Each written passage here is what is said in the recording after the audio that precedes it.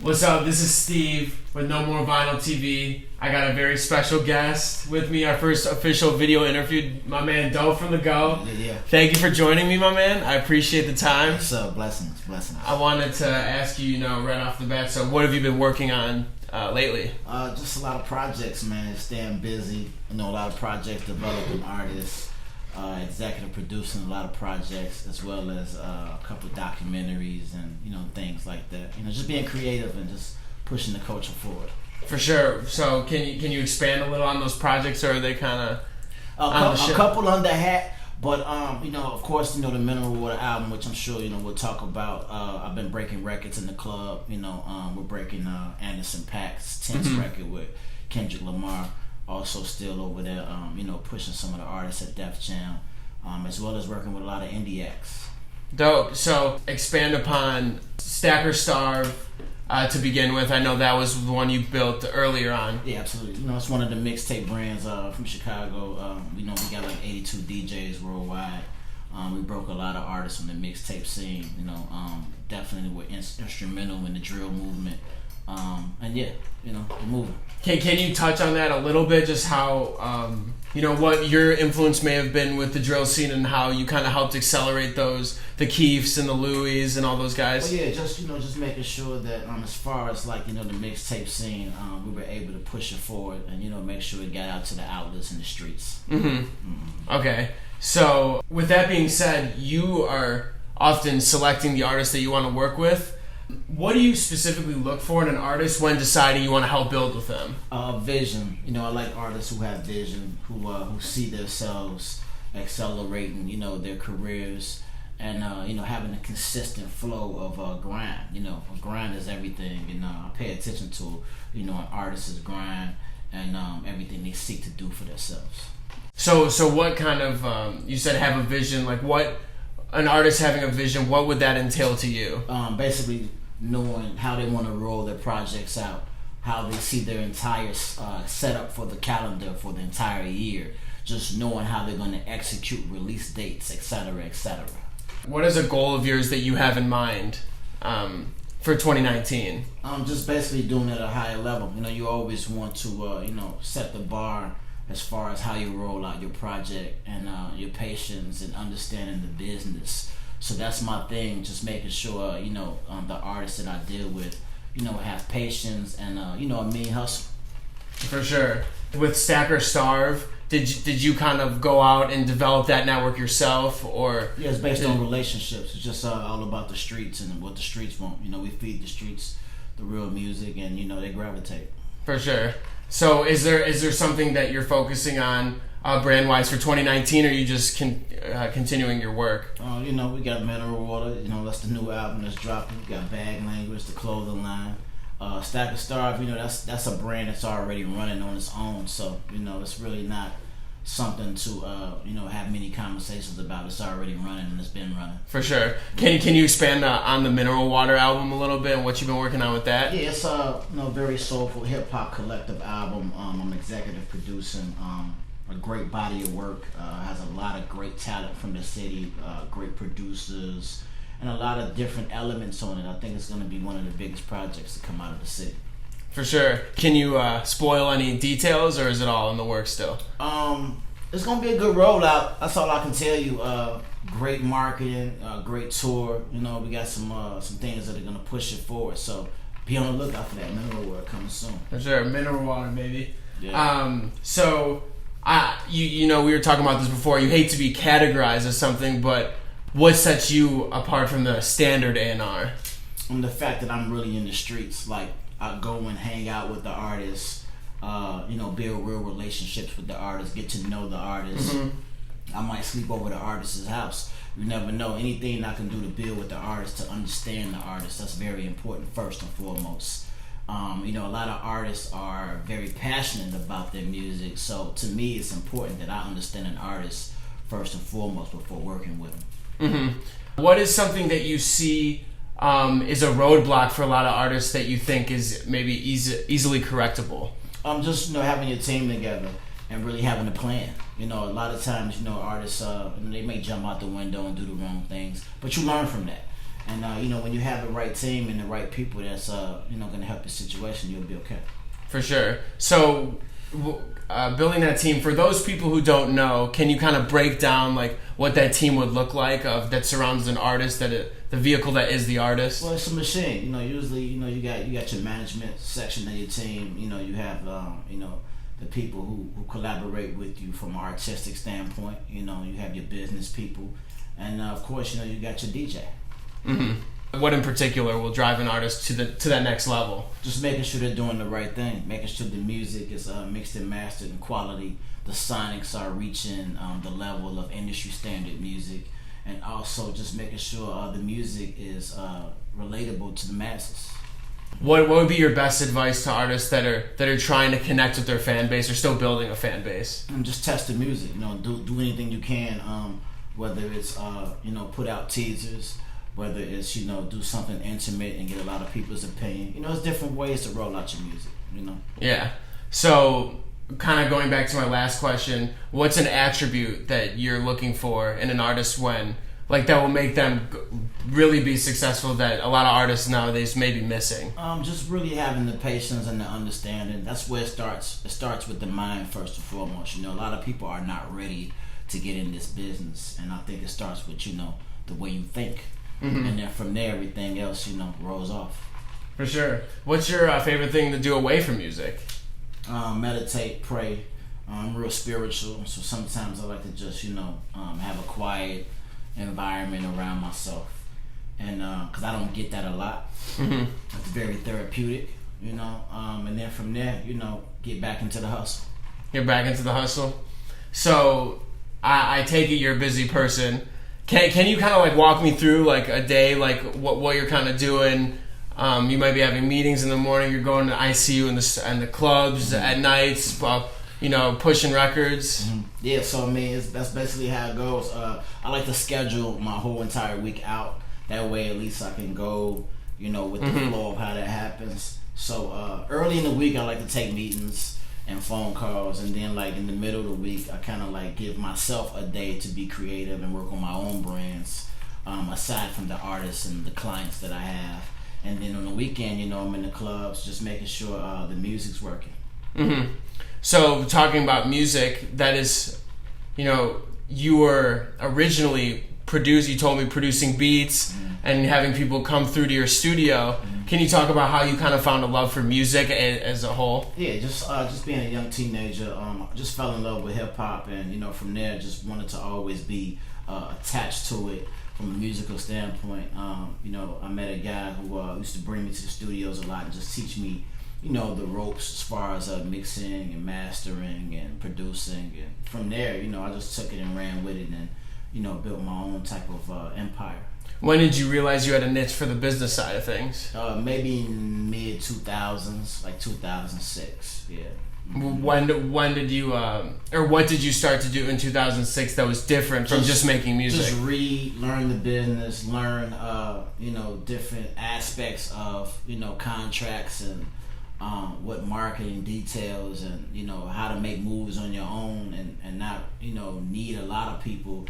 But you know, relationships are important, so mm-hmm. You know, that's really how it started. Just kind of like educating myself. Educating yourself, yeah, for sure. Do you have what kind of people do you have working with you? Do you have like assistants? Do you have a whole team working with you, or is it kind of you? It's important. Got a whole team, man. I got a couple of assistants, you know, interns. You know, again, I have a lot of DJs that, you know, rep with me and, you know, make sure certain records is flowing in place. And having a team is important. You know, it's like, you know, the 92 Bulls, you need to win that championship. For sure. Yeah. So for 2019, what are some things besides mineral water that you're really going to focus on, and from a business standpoint? Just basically, you know, becoming a great executive, keeping my ear to the streets, and also helping a lot of brands, you know, do what they need to do. What are some of those brands? Can you name any? Basically, just to tell you the brands, meaning labels, meaning artists, or just in meaning general. lines. Yeah, I mean, that's generally speaking. Okay. Because it's it's a lot of things I'm involved in, so I don't want to leave anybody out. Is there anything that you're super excited about besides the mineral water project? I'm just excited about winning. I love to win, and that's basically how I can put it. I'm just excited about winning. For sure. Yeah. I mean, aren't we all? Yeah, more wins and no losses. No losses. What are some advice that you could give to up and coming artists that are still grinding, still trying to make it? Believe, don't give up. Giving up is like the worst thing you possibly can do. Also, let no one tell you can't do it. And have no fear. Fear is the worst thing to ever enter the mind. So, yeah. What do you think is the biggest misconception in the music industry, or one of the bigger ones? That you can do it alone. You can't do it alone. You need a team to do what you need to do. What's your favorite kind of music? Hip hop. That's what raised me. That's what I fell in love with. What are you listening to right now?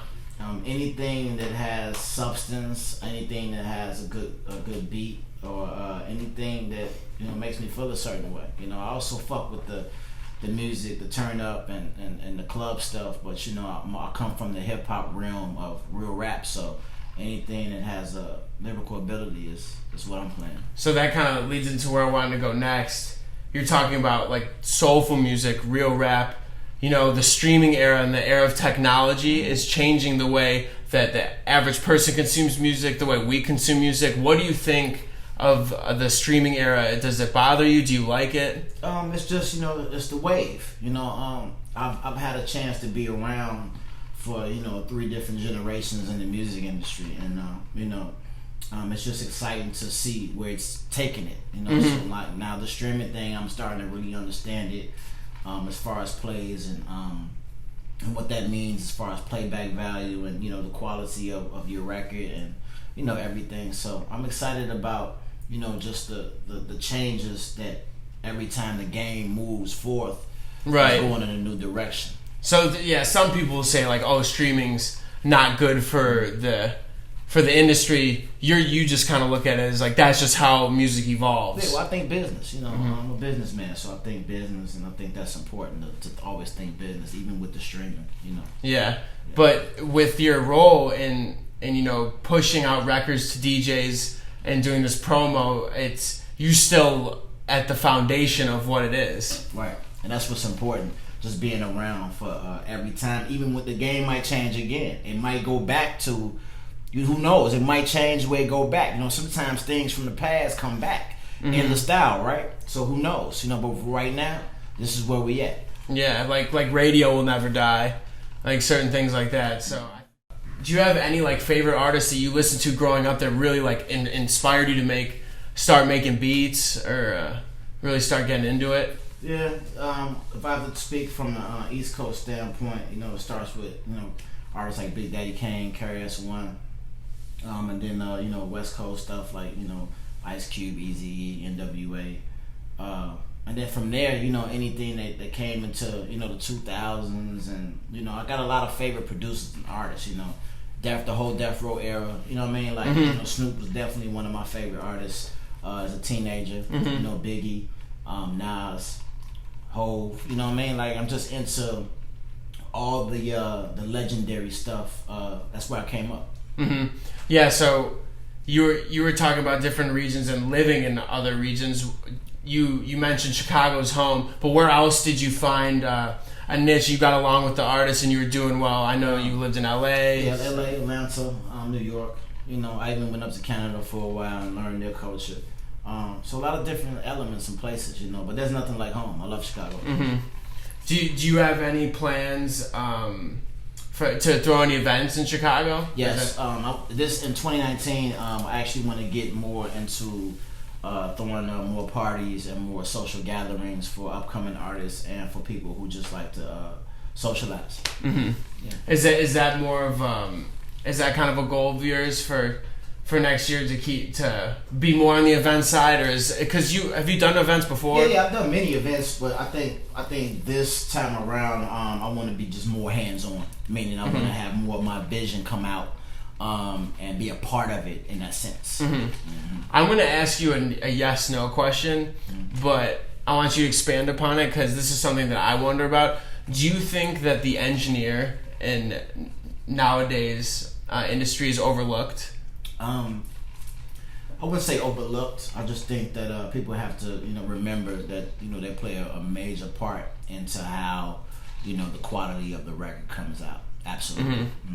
Yeah, because a lot of these records, the average fan will see artist, producer, and maybe not even the producer. And I think sometimes that can get lost in translation, where the fan just doesn't know who really contributed to the record, like the Rick Rubins and all that. That's the difference. I think that the only thing that's taken away from that is liner notes. Like in the '90s and in the early 2000s, we were consumers of CDs, so we would crack the CD open and actually read the credits and find out who was involved with the records. Yeah, I think that information is missing because everything is digital now. Right. So nobody's really caring about, well, not caring, but nobody's really focused on finding all of that extra information out about who's in the background. Right. They're just streaming it on Apple. Yeah, because the information isn't given to you. When you would purchase the CDs, it was right there in your face. You can open it up, read the credits, right, and then you can get the whole experience. Yeah, that's kind of what I want to do with Mineral Water. When I do some special limited edition vinyls and tapes and CDs, I want to be able to bring that experience back as far as where they read all the credits and find out who has something to do with the background part of it. Do you feel like the streaming era has given us the album has lost some meaning in the streaming era? No, not at all. It's just a different era. So we have to look at it for what it is. So yeah, that makes sense. Do you think that moving forward, how do you think the streaming era will affect artists' monetization of records? That's not a fact. It's more so just being aware of what they need to do to reach a certain amount of streams and to monetize in that form. So another thing that gets caught up in the monetization of music is the publishing side, the recording side, the mastering side. Can you kind of go into what an artist needs to know in order to kind of every element to be a developed artist? What I suggest is to kind of educate yourself. Read a book or consult the right people who will give you the information, and never be lost. Always keep it in the back of your head of what you need to do to move forward. Do you? I wanted to ask you a question about artists that kind of, I like to call it switch hit. They produce and they write lyrics, and they kind of go both ways with it. Do you think that that's a valuable attribute to have, or do you think sometimes the producer thinks they can sing, or the singer thinks they can produce, and it kind of gets lost? Well, being multi-talented is just a talent that you have. So shout out to all the creatives who, if you want to rap, if you want to sing, you want to dance, produce, engineer, and you have all those talents, and I say do it. It's all about not letting anyone tell you what you can't do. You can do anything you want to do. For sure. With an artist that is independent, what would you say is something? A lot of the times indie artists look at major labels, look at that. They're starving artists. They're grinding, and they're not getting that exposure. What is something that you tell that artist, like, you're going the right path, keep going? Just stay positive. A lot of times, having a negative mind frame or having any negative thoughts is going to keep you kind of limited on your own situation. You'll be in your own way if you're thinking negative. Just stay positive, because you never know. Your whole situation might change. It just takes one thing or one little situation, and then everything changes for you. So just stay positive. Is there anything that Doe really wants to accomplish before his career is over in the music business? Yeah, I just want to be able to help a significant amount of people who deserve that help, and who are appreciative on how to move forward with their career. It's real important to me that I put the information out here and contribute to the culture. For sure.